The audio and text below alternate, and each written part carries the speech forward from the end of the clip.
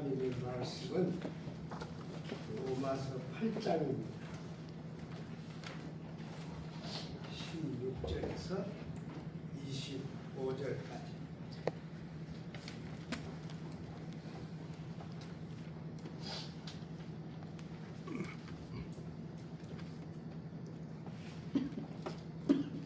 함께 한 목소리로 읽어가시겠습니다. 성령이 친히 우리의 영과 더불어 우리가 하나님의 자녀인 것을 증언하시나니, 자녀이면 또한 상속자 곧 하나님의 상속자요 그리스도와 함께한 상속자니, 우리가 그와 함께 영광을 받기 위하여 고난도 함께 받아야 할 것이니라. 생각하건대 현재의 고난은 장차 우리에게 나타날 영광과 비교할 수 없도다. 피조물이 고대하는 바는 하나님의 아들들이 나타나는 것이니, 피조물이 허문한데 굴복하는 것은 자기 뜻이 아니요 오직 굴복하게 하시는 이로 말미암음이라. 그 바라는 것은 피조물도 썩어짐의 종노릇한 데서 해방되어 하나님의 자녀의 영광의 자유에 이르는 것이니라. 피조물이 다 이제까지 함께 탄식하며 함께 고통을 겪고 있는 것을 우리가 아느니라. 그뿐 아니라 또한 우리 곧 성령의 처음 익은 열매를 받은 우리까지도 속으로 탄식하여 양자 될 것 곧 우리 몸의 속량을 기다리느니라. 우리가 소망으로 구원을 얻었음에 보이는 소망이 소망이 아니니 보이는 것을 누가 바라리요. 만일 우리가 보지 못하는 것을 바라면 참음으로 기다릴지니라. 아멘. 거룩하신 하나님, 우리 미약한 몇 사람이 하나님의 명을 받들고 이 교회를 시작하게 하셨습니다. 긴 기간 동안 어려움도 없지 않았지만 거룩하신 하나님, 능력의 하나님이 함께 계셔서 이 시점까지 이끌어 주심을 감사드립니다. 우리 개인들의 삶은 겉에 나타나지 않은 아픔과 고통과 어려움도 섞여 있습니다. 그것을 우리 힘에만 맡겨 두시지 마시고 하나님이 함께 하셔서 사람의 생각들과 사람의 판단보다 더 옳고 월등하신 하나님의 의지를 이루어 주옵소서. 우리 신자들의 각 가정에 주신 자녀들을 하나님께서 눈여겨보시고 어느 곳에 있든지 어떠한 자리에 있든지 하나님을 사랑하는 하나님의 사람들이 되게 은총을 더하여 주옵소서. 항상 지켜주시고 항상 채워주시고 항상 앞길에 밝은 빛을 비추셔서 임마누엘의 주가 되어 주옵소서. 우리가 주님의 말씀을 듣고자 하오니 우리 온 인격 전폭을 하나님이 붙드시고 진정 하나님의 말씀을 듣고 소화하고 새기는 시간이 되게 함께하여 주옵소서. 예수님 이름으로 기도드리나이다. 아멘. 이 로마서는 아주 어려운 성경입니다. 그래서 우리 로마서를 읽을 때 그 내용만 따라가요. 아마 사람들을 가르치는 교사들이나 전문가들도 이 로마서를 읽을 때는 그러지 않는가 그런 생각을 합니다. 그런데 저는 이 로마서에는 바울이 기록한 이 논리적인 얘기 자체보다 실은 하나님의 메시아를 만난 저자 바울의 얘기가 엄청나게 숨겨져 있다. 그렇게 이해합니다. 여기 8장 말씀도 그런 말씀이에요.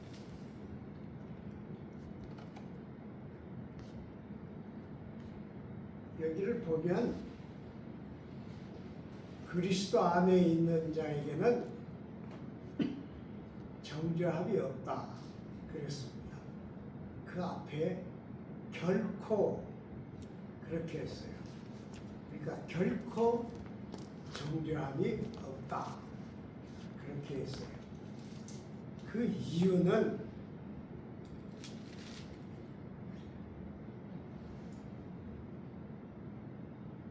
죄와 사망의 법에서 생명과 성령의 법이 우리를 해방하였습니다. 그랬습니다. 여러분 이 성경을 읽는데 이상하지 않아요? 죄는 악의 표상입니다. 죄에는 법이 없어요. 사망도 만물의 끝입니다. 죄의 열매가 사망이에요. 그러니까 사망에는 법이 없어요. 그런데 이 바울쯤 되는 분이 죄와 사망의 법에서 생명과 성령의 법이 우리를 해방시켰습니다. 그렇게 말하는 거예요. 우리가 잘못하면 이게 교리적인 얘기를 하려고 이 말을 썼다. 그렇게 이해할 수 있어요. 저는 그렇게 이해 안 돼요. 여기는 바울이 겪은 큰 경험이 감춰져 있습니다. 다 법이라고 그랬잖아요. 법에서 법이 해방하였습니다. 그랬어요. 이 말을 그냥 썼겠어요? 그러지 않습니다. 이것은 바울이 짊어진 필생의 고통, 해결하지 못한 고통을 바울이 예수님을 만나면서 해결하고 그것을 여기다 쓴 거예요. 근데 길게 썼으면 읽는 우리가 아주 읽기 쉬워요. 그런데 그렇게 안 썼어요. 왜 그랬을까? 저는 생각해 보는데 여기는 정말 놀라운 바울의 경험이 그 안에 들어 있습니다. 바울은 유대인 중에서도 특수한 인물이었어요. 그래서 예루살렘으로 유학을 갔습니다. 그 예루살렘에서도 가장 유명한 가말리엘이라고 하는 아주 위대한 스승 밑에 들어가서 랍비 공부를 했습니다. 그런데 아무리 랍비 공부를 해도 해결되지 못한 것이 있어요. 그것은 바울만 아니라 모든 이스라엘 사람들이 해결하지 못하는, 그들이 수천 년 동안 짊어지고 있는 짐입니다. 그게 율법이에요. 그게 모세가 내려준 율법입니다. 그럼 모세가 그 나쁜 율법을 왜 내려줬느냐? 그렇게 우리가 생각하기 쉬운데 그렇지 않아요. 모세가 율법을 준 이스라엘 백성은 자그마치 430년 동안을 남의 나라에 살았습니다. 종살이 했어요. 시키는 대로 노동을 하고 죽도록 노동을 하면서 살았어요. 430년을 종을 살았으면 그 민족은 종살이 심리를 가진 민족입니다. 여러분 그러지 않아요? 우리가 일본 사람들 밑에 36년을 지배를 받았습니다. 해방이 되고 나라가 서고 우리가 전쟁을 겪고 많이 발전을 했지만은 아직 우리의 뇌리에는 일본 사람들의 학대와 잔인한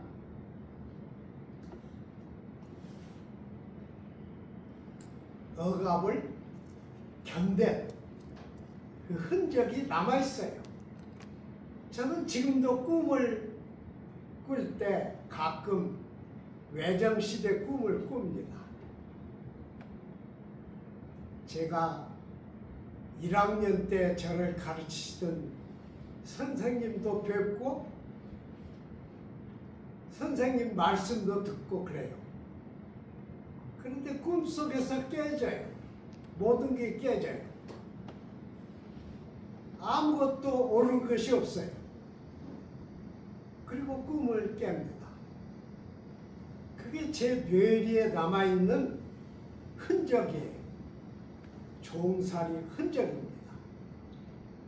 일본 사람들이 농사 지은 걸 다 빼앗아가고 우리는 보리가 익을 때면 굶주렸습니다. 그래서 나무의 보리밭에 가서 보리삭을 꺾어다가 불에 그슬려서 그걸 먹었습니다. 그리고 배탈도 나고 이질도 걸리고 그랬어요. 그뿐 아니에요. 저는 이쯤에 그 미국의 유명한 후쿠야마라고 하는 학자 얘기를 들으면 그 사람이 우리 친척이구나 그런 생각을 해요. 제 성이 후쿠야마였거든요. 아니 장가가 왜 후쿠야마예요? 학교에 들어가서 일본이 망할 때까지 장가라는 얘기를 하면 맞았습니다. 후쿠야마였어요. 그 친구가 저희는 아무 상관이 없는데 성이 같아요. 우리만 그랬겠어요. 많은 사람이 성을 고쳤죠. 우리나라에서 제일 우리말을 끝까지 지킨 지역이 있습니다. 전북 고창이었어요. 학교에서도 우리말을 가르쳤어요. 항상 책벌을 받고 고난을 겪었어요. 그러나 고창에는 한국말이 살아있었어요. 이건 자랑이죠. 이렇게 생각해보면 430년을 종살이한 이스라엘 백성에게 하나님이 율법을 주시는데 어떤 율법을 주신 것 같아요? 명령입니다. 명령이 영어로 말하면 imperative. 모두가 imperative예요. 전부가 명령이에요. 토라를 읽어보시면 하나님이 백성들에게 이렇게 하는 것이 좋겠느냐 그렇게 물으신 일은 한 번도 없습니다. 이렇게 해라, 이렇게 하지 마라. 그것이 토라의 전부입니다. 여러분, 왜 죄를 지은 사람들이 감옥에 가면 자기가 일하지 않고 다 먹여주고 입혀주고 따뜻하게 불 떼주고 시원하게 에어컨 틀어주고 그러는데 감옥을 싫어합니까? 거기는 임페러티브만 있어요. 이렇게 해라, 모여라, 저리 가라, 자지 마라, 일어나라, 이런 명령만 있는 것이기 때문에 그곳에서는 아무리 돈이 있고 지위가 있고 별것이 있어도 사람이 사람 대우를 못 받습니다. 그게 유대인이 받은 율법이었어요. 그럼 그것으로 그쳤느냐? 그렇지 않아요. 예수님이 오실 때까지 이스라엘 백성에게는 가장 지혜롭고 학식이 있는 서기관들이 있었습니다. 서기관들은 지식층이었어요. 그 백성 중에서 가장 모든 걸 알고 있는 사람들이 서기관들이었어요. 서기관들이 밥 먹고 아침부터 저녁까지 계속 손질한 것이 율법입니다. 그래서 만들어 놓은 것이 율법주의입니다. 그것을 바울이 그대로 받은 거예요. 바울은 예수님의 시대 바로 그때 예루살렘에 살았습니다. 그러나 그는 랍비 공부를 하면서도 해결이 안 돼요. 모세로부터 시작한 그 수천 년의 임페러티브스가 모세에게서는 해결이 안 됩니다. 바울에게서는, 미안해요. 바울에게서는 해결이 안 돼요. 그런 고심 중에서도 새로 생긴 기독교를 바울은 능멸하려고 그랬습니다. 고심이 큰 만큼 아마 새 종파를 능멸하려고 했을 거예요. 그런데 그가 시리아로 가던 길목에서 자기들 제사장들이 로마 군대를 동원해서 죽인, 십자가에 매달려 죽인 바로 그 사람을 만났어요. 자기들이 죽인, 자기 권위자들이 죽인 그분을 만났습니다. 눈이 멀었어요.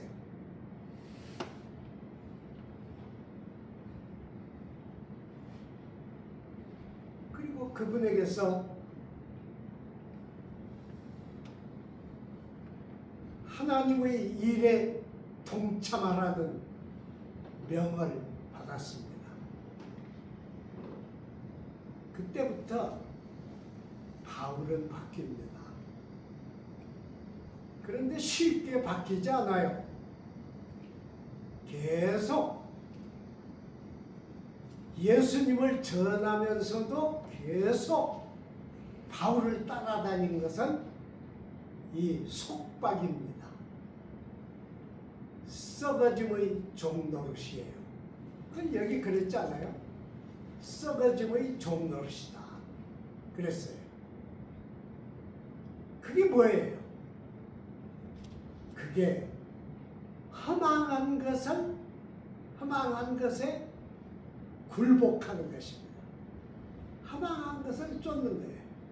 어쩌면 오늘 우리도 잘 모르기는 하지만은 자기가 제일 잘한다고 생각하고 쫓는 것은 어쩌면 허망한 것을 쫓는지 모릅니다. 저도 그래요. 그래서 저는 설교를 써놓고 늘 그렇게 묻습니다. 이것이 설교냐, 장문이냐, 이게 내 말이냐, 하나님의 말씀이냐. 그러면 하나님의 말씀은 어디에 있느냐? 네가 손으로 쓰고 컴퓨터에서 꺼낸 그것 말고 하나님의 진짜 말씀은 어디에 있느냐? 그럼 할 말이 없습니다. 이 허무한 데 굴복한 데서 자유를 얻은 것이 바울이었습니다. 여러분, 어떠한 직업을 가져도 자기 직업이 세상에서 최고로 좋다고 생각하는 사람일지라도 그 직업 속에서는 권태를 느낍니다. 고통을 느껴요. 그리고 다 그 속에는 사람이 겪을 수 없는 고통이 있어요. 그러니까 아마 바울도 예수님의 일을 하면서도 늘 그랬을 거라고 저는 생각해요. 완전히 자유를 얻은 그 경험은 아마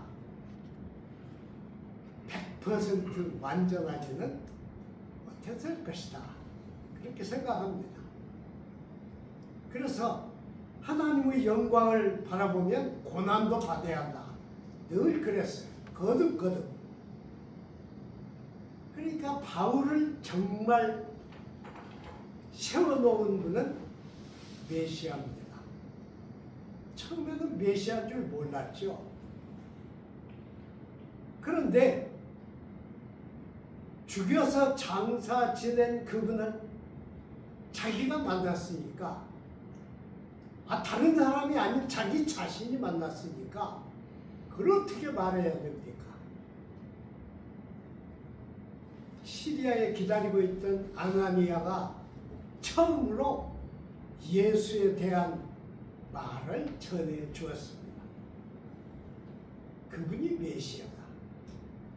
그분이 온 우리 이스라엘 백성이 기다리던 메시아다. 아마 바울도 그때부터 정말 환희에 가득 찬 자유를 조금씩 더 깊이, 더 근원적으로 깨닫게 되었을 거라고 믿습니다. 그러니까 바울을 바울되게 만든 것은 어떤 직무도 아니고 학식도 아니고 학문도 아니고 유대 전통도 아닙니다. 바울을 바울되게 만든 것은 메시아입니다. 오직 그분만 바울을 일거에 모든 억압과 지배에서 해방을 시켜준 거예요. 그래서 하나님의 영광의 해방이라고 했어요. 하나님의 영광의 해방입니다. 그런데 저는 이렇게 설교하지만은 제 자신은 아직 바울이 경험한 그 환희에 넘치는 해방을 몰라요. 제게는 없어요. 솔직하게 얘기하면 아직 저는 그 해방을 몰라요. 그러니까 항상 고통하고 항상 괴로워하고 항상 기도가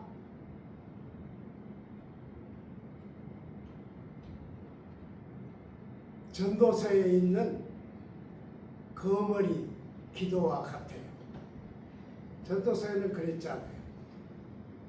거머리에게는 딸이 둘이 있는데 계속 달라 그런다고 그랬어요. 그러니까 우리 기도가 그렇게밖에 안 돼요. 원인은 우리는 말로는, 생각으로는, 사상으로는 메시아의 해방을 다 알고 있는데 바울이 겪은 그 해방을 우리는 맛보지 못한 거예요.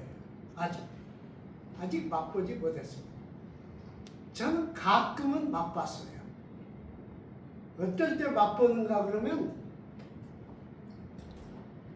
설교를 주일 10시 반에 설교를 시작해야 하는데 밤 1시가 되어도 설교가 안 돼요. 그러면 어떻게 해야 돼요? 저는 진짜로 벽에 깎으로 섰어요. 뒤집어 서서 물구나무 선 채로 기도를 했습니다. 이제 몇 시간밖에 안 남았는데 저는 뭘 가지고 설교를 해야 합니까?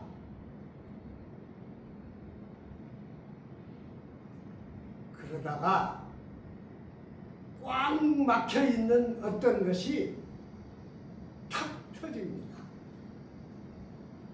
그때 어때요? 그때마다 저는 거기 예수님이 계셨다고 믿습니다. 임마누엘의 주가 거기 계셨어요. 기막히죠. 어떨 때는 수요일날 예배 시간이 다 되는데 설교 결론을 못 내고 올라가요. 그게 목회를 하는 목회자들의 현실입니다. 아무리 잘난 체 해도 거기는 한계가 있고 부족한 것이 있고 자기가 이루지 못한 것이 있습니다. 그런데 바로 그것을 바울은 메시아에게서 일거에 해결을 했습니다. 그래서 그렇게 일생 동안 복음에 진력하면서 다른 사람들의 반대, 비난, 박해, 모든 어려움을 겪으면서 굶주림, 물에 빠짐, 매맞음, 모든 고통을 겪으면서 그래도 굴하지 아니한 힘이 바로 이 해방에서 얻어진 힘이었으리라. 그렇게 저는 믿습니다. 그럼 우리는 어때요? 여러분은 다 썩어짐의 종살이에서 자유롭습니까? 저는 그러지 못해요. 썩어짐의 종살이에서 자유로우려면 우리 신앙의 방향이 바뀌어야 합니다. 온전한 자유 속으로 들어가야 돼요. 그것은 누가 주지 않습니다. 누가 가르쳐 주지 못합니다. 어떤 교회에서 아주 잘난 목사님이 좋은 말로 전해주지 못합니다. 그건 우리 각자가 주님 앞에서 매일매일을 투쟁하면서 얻게 되는 진리입니다. 그래서 주님이 그랬잖아요. 내가 곧 길이요 진리요 생명이다. 나로 말미암지 않고는 아버지께로 갈 자가 아무도 없다 그러셨습니다.